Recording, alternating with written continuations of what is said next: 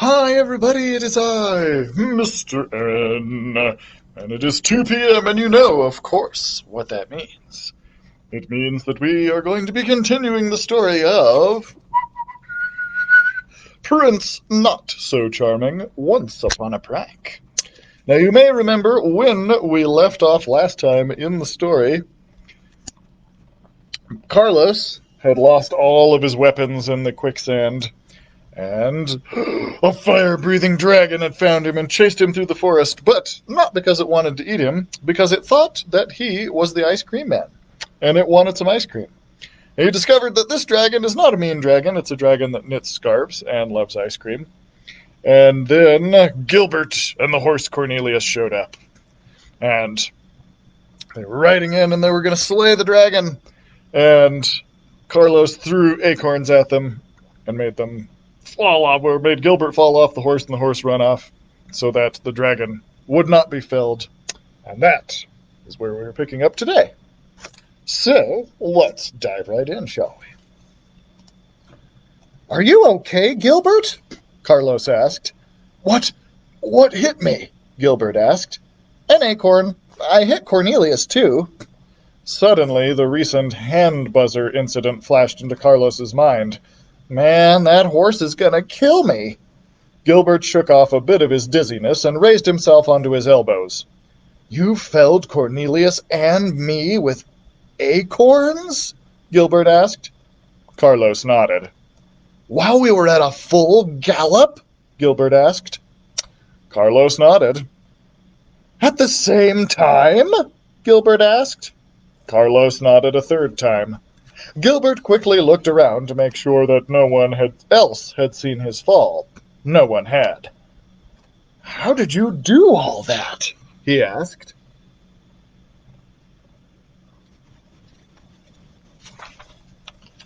I'm a jester, Carlos replied, his chest swelling a bit. Jesters juggle, and juggling jesters throw with great accuracy. I suppose so, Gilbert said.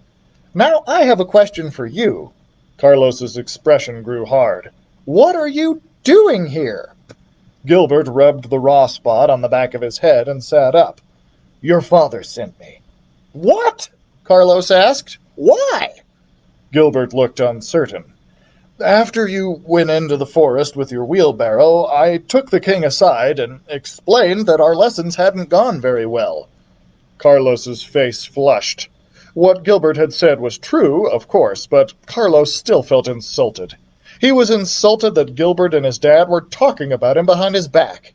He was insulted that his father sent Gilbert to watch over him like some kind of babysitter. He was insulted by the sneakiness of it all. You and my dad both stink, he said. No, Gilbert said. Your father was worried about you. I was too, so he asked me to follow you. He instructed me to keep out of sight and not get involved unless you were in real trouble. So when I saw the fireballs, I thought, oof! Gilbert did not think oof. Oof was the sound that Gilbert made when Smudge jumped on him, sending him sprawling back onto the ground. Oh, hi! Smudge was once again his old cheerful self. He wasn't one to let an attempted murder get in the way of a new friendship. Are you the ice cream man? Clearly some introductions were in order. Gilbert, this is Smudge, Carlos said. Smudge, meet Gilbert. Hi! Smudge extended his paw. Gilbert paused for a moment. He was struggling with the idea that he was making the acquaintance of a dragon. Then he paused some more to note the sharp talons on Smudge's paw. Finally, he cautiously accepted it. Smudge rolled the new name over his tongue. Gilbert. Gilbert? Gilbert. Gilbert.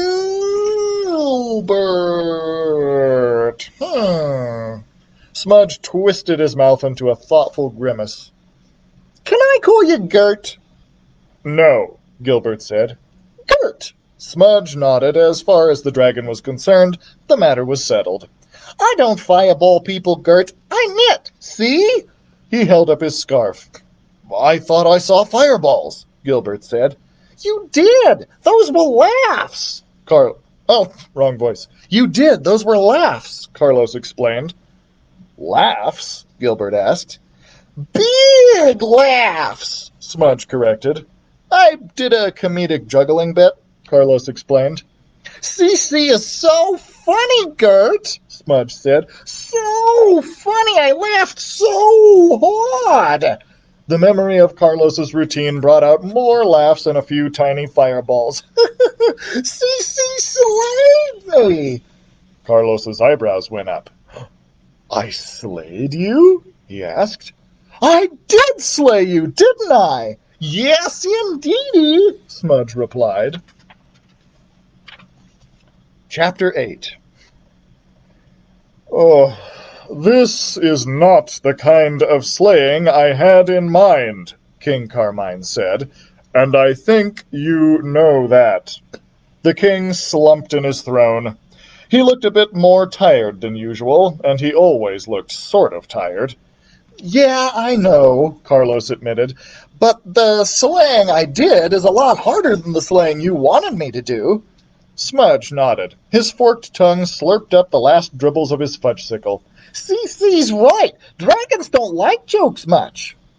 The king looked at Smudge and then looked back at Carlos. Then the king rubbed his eyes as if they hurt. Okay, fine. You slayed a dragon. Good job. Carlos wanted to say, oh, and don't forget, I also defeated Prince Gilbert the Perfect on the battlefield. Before he could, however, the king spoke once more. I'm glad you're safe, son. I'm sorry that I underestimated you. That made Carlos forget what he wanted to say. That's okay, he replied after a moment, and he was telling the truth. It really was okay. And Cece has more good news! Smudge had finished his ice cream and was now fully part of the conversation. It's true, Carlos said. I do have more good news.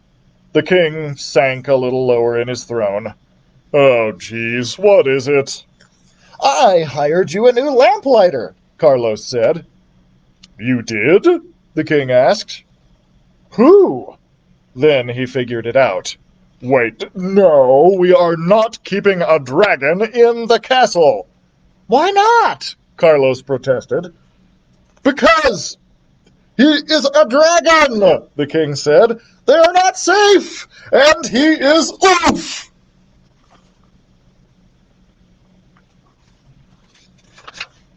The king did not say that the dragon was oof. The oof was because Smudge leapt onto the king, nearly knocking him off of his throne. Oh, I am safe, Smudge assured him with a smile, and I made you a scarf. Before the king could protest, Smudge wrapped the knitted creation around the king's way too skinny neck. I'm also a good worker. Watch! Smudge flapped his bat wings. It took some effort for him to get off the ground. Flying was clearly not his strong suit, but before long he was dangling from one of the many chandeliers in the throne room. With a gentle puff of dragon breath, he lit a candle. With another puff, he lit the candle beside it, and then the next one, and on he went until the entire chandelier was completely, merrily aglow.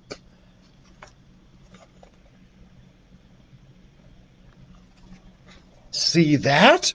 Carlos's smile was as wide as could be. Smudge can light the candles faster than anyone. He doesn't need a ladder, and you can pay him in ice cream. Ice cream cools my hot breath, Smudge called down from the rafters. The king wavered. Well, I don't know. Mom loves him, Carlos added.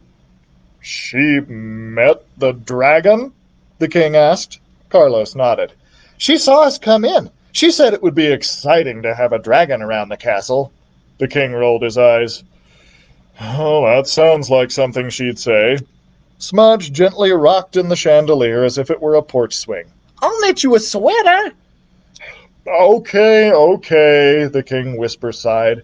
He can stay. Smudge! Carlos shouted to the ceiling. Dad said okay, you can light the other chandeliers. No, I can't, the dragon replied. There's a jingle hat in that one. "Oh, right," Carlos said. "Drop it down to me." Smudge did. Carlos took a running leap to a very particular point in the middle of the throne room. As if on cue, the hat plopped directly onto Carlos's head. The jester in training dropped to his knees, stretched out his arm in triumph, and yelled, "Ta-da!" King Carmine smiled. It was not a smile of amusement, exactly. If Carlos had to guess, he would describe it as a proud smile. "That is a very good trick, son," the king said. "A very good trick indeed." And as he said it, King Carmine let out a small, yet unmistakable, chuckle.